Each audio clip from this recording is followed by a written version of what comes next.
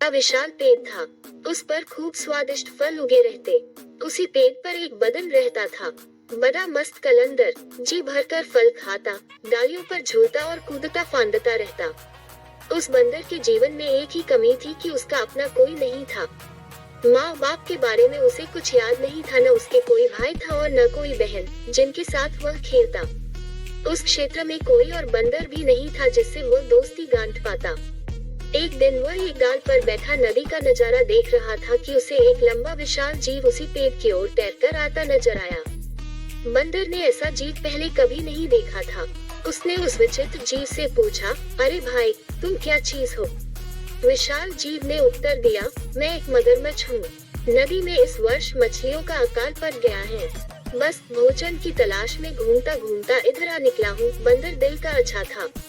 उसने सोचा कि पेड़ पर इतने फल हैं, इस बेचारे को भी उनका स्वाद चखना चाहिए। उसने एक फल तोड़कर मगर की ओर फेंका। मगर ने फल खाया, बहुत रसीला और स्वादिष्ट। वह फटाफट फल खा गया और आशा से फिर बंदर की ओर देखने लगा।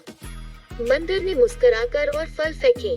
मगर सारे फल खा गया और अंत में उसने संतोष भरी डकार ली और पेट थपथपाकर बोला, धन्यवाद बंदर भाई, खूब छक गया, अब चलता हूँ। बंदर ने उसे दूसरे दिन भी आने का नेता दे दिया। मगर दूसरे दिन आया। बंदर ने उसे फिर फल खिलाए। इसी प्रकार बंदर और मगर में दोस्ती जमने लगी। मगर रोज आता, दोनों फल खाते खिलाते गपशप मारते।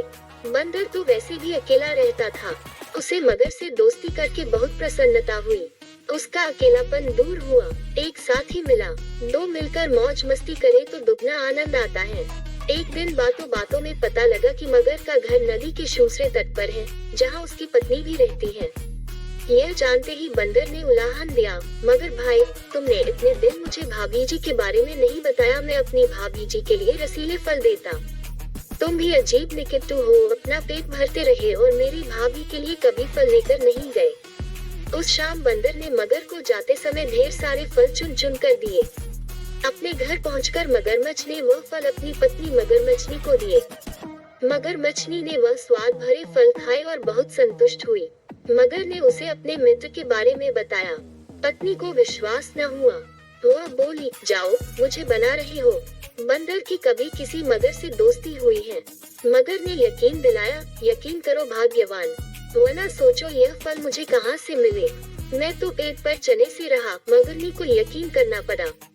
उस दिन के बाद मगरनी को रोज बंदर द्वारा भेजे फल खाने को मिलने लगे। उसे फल खाने को मिलते यह तो ठीक था, पर मगर का बंदर से दोस्ती के चक्कर में दिन भर दूर रहना उसे खलना लगा।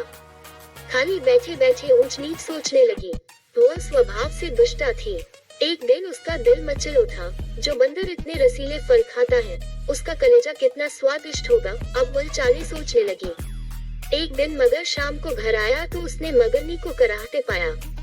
पूछने पर मगरनी बोली, मुझे एक खतरनाक बीमारी हो गई है। वैद्य जी ने कहा है कि यह केवल बंदर का कलेजा खाने से ही ठीक होगी। तुम अपने उस मित्र बंदर का कलेजा ला दो। मगर सन रह गया। वह अपने मित्र को कैसे मार सकाता है? न, यह नहीं हो सकता। मगर को इनकार में सिर हिलाते देखकर मगरनी जोर से हाय हाय करने लगी, तो फिर मैं मर जाऊंगी। तुम्हारी बला से और मेरे पेट में तुम्हारे बच्चे हैं, वे भी मरेंगे, हम सब मर जाएंगे। तुम अपने बंदर दोस्त के साथ खूब फल खाते रहना। हाय रे, मर गई, मैं मर गई। पत्नी की बात सुनकर मगर सिहर उठा। बीवी बच्चों के मोह ने उसकी आंखों पर पर्दा डाल दिया। वह अपने दोस्त से विश्वासघात करने, उसकी जान लेने चल पड़ा। मगरमच्छ को सुबह सुबह आते देखकर बंदर चकित हुआ। कारण पूछने पर मगर बोला, बंदर भाई, तुम्हारी भाभी बहुत नाराज है।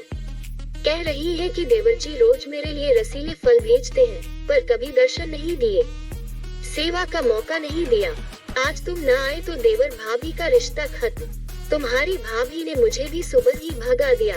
अगर तुम्हें साथ न ले जा पाया तो वह मुझे भी घर में नहीं घुसने देगी। बंदर खुश भी हुआ और चकराया भी, मगर मैं आऊं कैसे?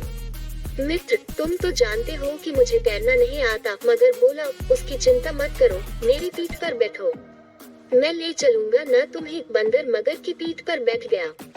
कुछ दूर नदी में जाने पर ही मगर पानी के अंदर गोता लगाने लगा। बंदर चिल्लाया, यह क्या कर रहे हो?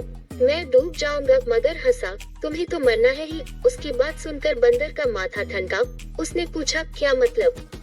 मगर ने बंदर को कलेजे व